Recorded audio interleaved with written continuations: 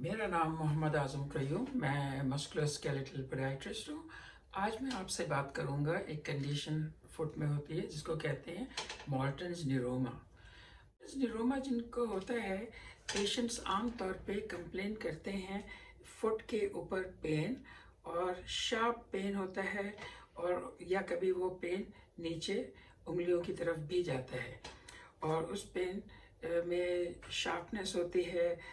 कभी वो बताते हैं कि नमनेस हो रही है, टिंगलिंग हो रही है, घंटी सी बज रही है। मुख्तलिफ लोग मुख्तलिफ तरीके से उसको बयान करते हैं, लेकिन ये ज़्यादातर ऊपर की तरफ होती है। लेकिन कुछ लोगों को पैर के नीचे पंजे में भी तकलीफ़ होती है, और इसको कहते हैं मॉर्टन्स न्यूरोमा, जिसमें नर्व्स जो हैं, ये मेटाटार्सल टोज़ हैं, टोज़ के बीच के अंदर नर्व्स रन कर रही होती हैं, और क्या होता है कि वो किसी वजह से इरिटेट हो जाती हैं और उसमें टिश्यू जो है वो थोड़ा सा थिक हो जाता है, और इनके बीच में मेटाटार्सल्स के बीच में आके दब के, and that causes the pen.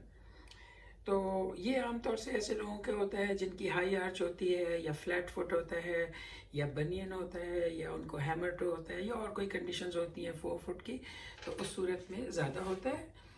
नहीं, उसके अलावा वो लोग जो ज़रा पॉइंटेड शू पहनना पसंद करते हैं तो उनको भी हो सकता है, और ख़ास करके लेडीज़ उनको जो हाई हील पहनना पसंद करती हैं तो उनको भी ये शिकायत रहती है। तो ये पेन ऐसा होता है कि आहिस्ता आहिस्ता शुरू होता है, नर्व इरिटेट होती है, टिश्यू बढ़ता जाता है, फिर जब वो बहुत ज़्यादा थिक हो जाता है तो फिर वो परसिस्टेंटली पेन रहने लगता है।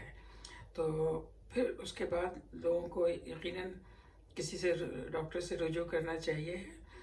तो आमतौर से इसको स्क्वीज़ करते हैं तो उससे रिप्रोड्यूस होता है, वो पेन दोबारा से आता है और इसको पता चल जाता है। इसके अलावा अल्ट्रासाउंड स्कैन से भी, स्कैन में पता चल जाता है नर्व थिक हुई हुई है। तो ये आमतौर से सेकंड, थर्ड, या ज़्यादातर थर्ड एंड फोर्थ जो टोज़ हैं उनके गैप में ये पेन होता है। इसके इलाज के लिए सबसे पहले तो आप चौड़े मुंह का खुला जूता पहने, हील्स कम कर दें तो इससे फ़र्क होगा, और इन सोल्स पहने जिससे कि आर्च को सपोर्ट मिलेगी और पैर बिल्कुल सीधा पड़ेगा। इसमें स्टेरॉइड का इंजेक्शन लगा सकते हैं, उससे भी फ़ायदा होता है। और वर्स कम वर्स अगर ये बहुत ज़्यादा बढ़ गया है तो फिर सर्जरी करनी पड़ती है।